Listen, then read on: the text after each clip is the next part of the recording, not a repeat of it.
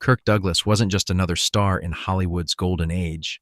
He was one of its fiercest competitors, a man whose ambition could fill a room before he even spoke a word. With his chiseled jaw, piercing stare, and an intensity that radiated both on and off the screen, Douglas became a symbol of determination in an industry where compromise was often the easiest path forward. But Douglas rarely compromised. He approached acting like combat, disciplined, deliberate, and ruthless in his pursuit of greatness. That made him unforgettable to audiences, but it also made him difficult to work with. Throughout his long career, Douglas clashed with colleagues who didn't share his values or who threatened his sense of dominance.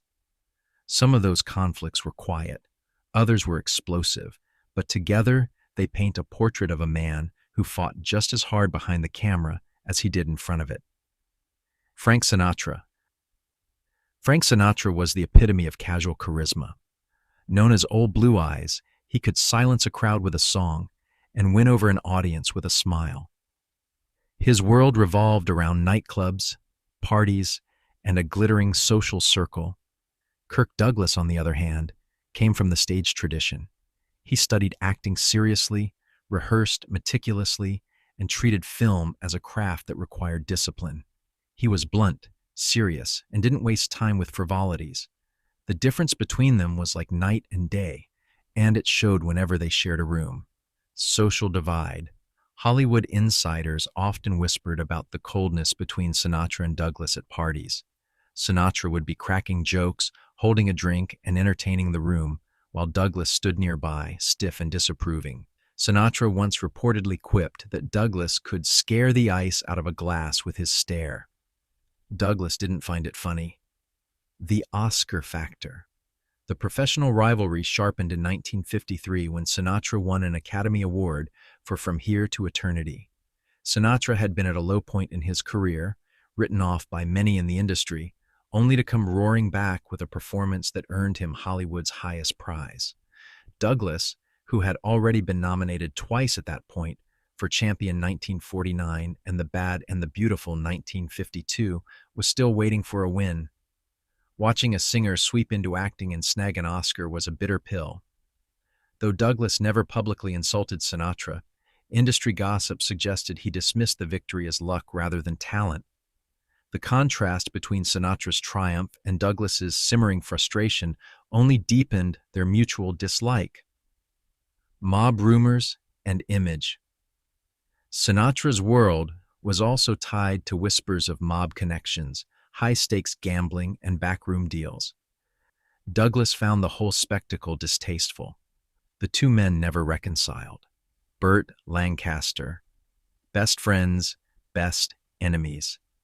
If Sinatra was a man from another universe, Burt Lancaster was cut from the same cloth as Douglas.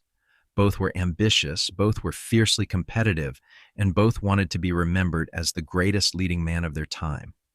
That similarity created one of the most complex rivalries in Hollywood, a bond of respect wrapped in layers of envy.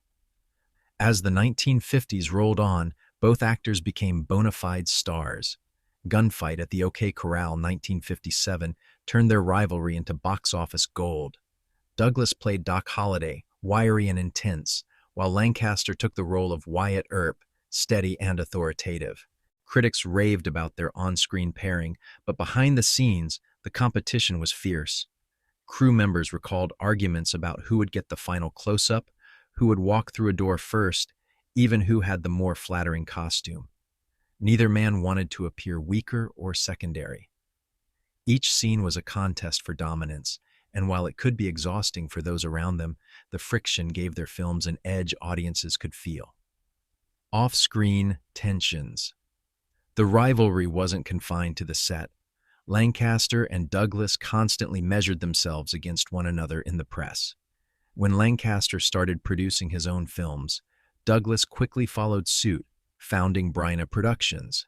When Douglas made headlines for hiring blacklisted writer Dalton Trumbo, Lancaster positioned himself as a daring, independent-minded producer.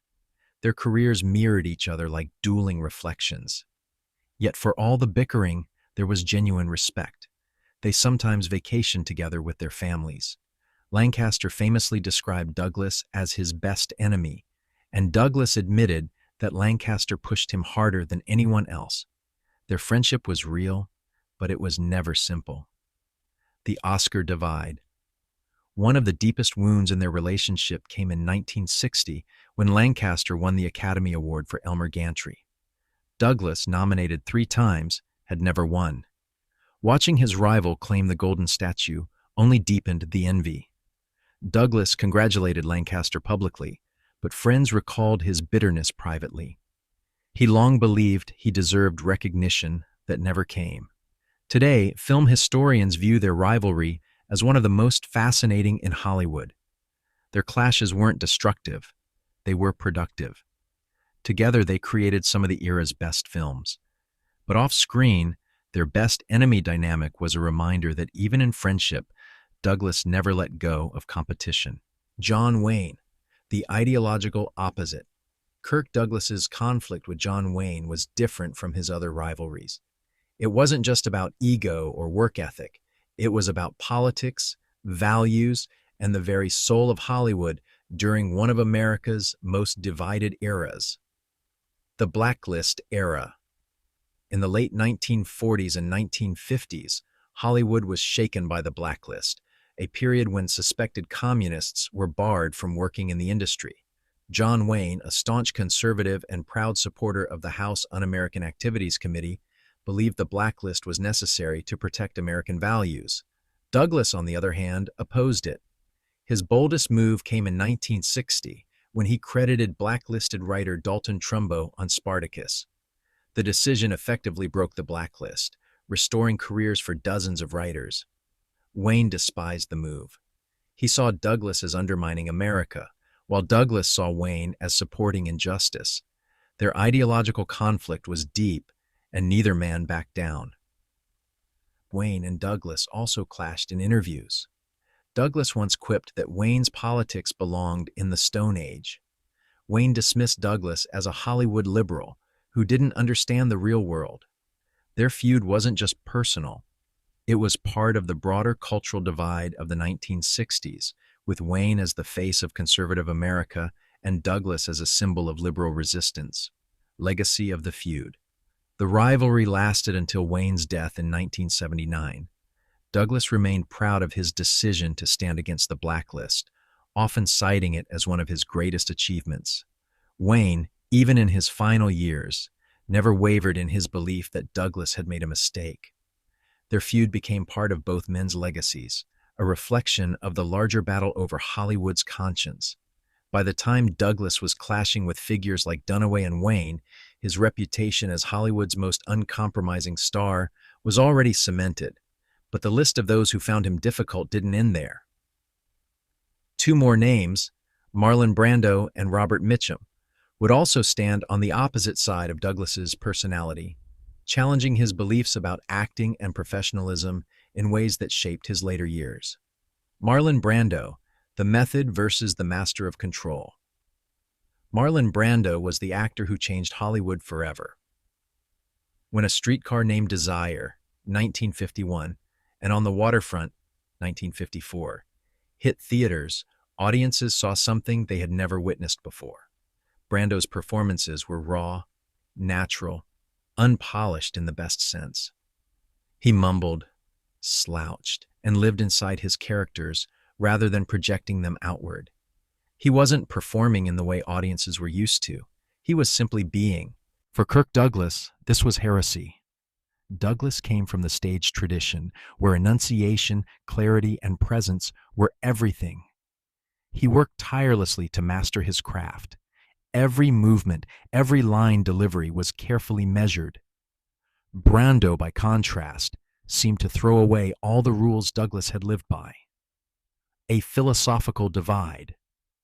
Douglas often criticized the method style Brando championed. He complained that Brando mumbled his way through scenes, undermining the clarity of the performance. To Douglas, Brando's approach wasn't artistry. It was laziness disguised as genius.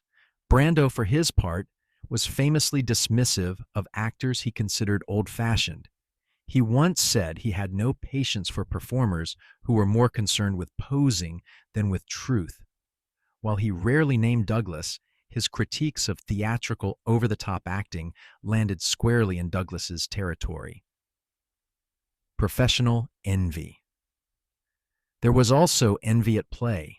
By the mid-1950s, Brando had become Hollywood's most acclaimed actor, winning Oscars and redefining the industry. Douglas, though enormously successful, had not yet secured his own Academy Award despite multiple nominations. Watching Brando collect accolades while dismissing the style Douglas had perfected was a bitter pill. Douglas's performance in Lust for Life, 1956, where he played Vincent van Gogh, was powerful and committed, but critics couldn't help but compare him unfavorably to Brando's naturalism. Douglas gave everything he had, but Brando's effortless authenticity stole the cultural moment. Though they never engaged in a public war of words, their mutual disdain was widely understood. Douglas often positioned himself as the last defender of discipline in acting, while Brando basked in his role as a revolutionary.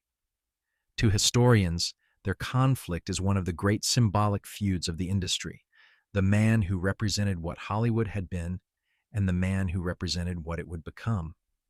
Looking back on Kirk Douglas's career, it's clear that conflict was as much a part of his story as triumph. He clashed with Sinatra, dismissing him as a lightweight coasting on charm. He competed fiercely with Burt Lancaster, his best enemy whose success mirrored his own. He bristled at Richard Harris's chaos, recoiled from Faye Dunaway's volatility, and locked horns with John Wayne over politics. He resented Marlon Brando's revolution and sneered at Robert Mitchum's indifference. Why did Douglas make so many enemies? The answer lies in his personality. He was uncompromising. He demanded discipline, not only from himself, but from everyone around him. He couldn't stand actors who didn't take the craft as seriously as he did, and he wasn't afraid to say so. In an industry built on fragile egos, that made him a lightning rod for conflict. Yet these rivalries also defined his greatness. Competing with Lancaster pushed him to higher levels. Standing against Wayne allowed him to take moral stances that shaped history, such as breaking the blacklist with Spartacus. Resisting Brando's revolution gave him a clear identity as the last of the old-school titans. Even his disdain for Mitchum highlighted his unwavering commitment to acting as a calling, not just a job. Kirk Douglas's legacy is complicated. He wasn't universally loved, but he was universally respected. His career wasn't built on charm, but on determination. And while his rivalries sometimes overshadowed his friendships, they also made him unforgettable. In the end, Douglas's story is the story of Hollywood itself. A world of larger-than-life personalities, clashing egos, and unyielding ambition. He fought battles on screen and off, and whether you admired him or disliked him, you couldn't ignore him. That, perhaps more than anything, is what made Kirk Douglas a legend. If you've enjoyed this deep dive into the rivalries of Kirk Douglas and old Hollywood, don't forget to hit the like button. It really helps the channel grow. Share your thoughts in the comments. Which feud surprised you the most? And of course, make sure you're subscribed with notifications on, because we've got plenty more stories from Hollywood's golden age coming your way.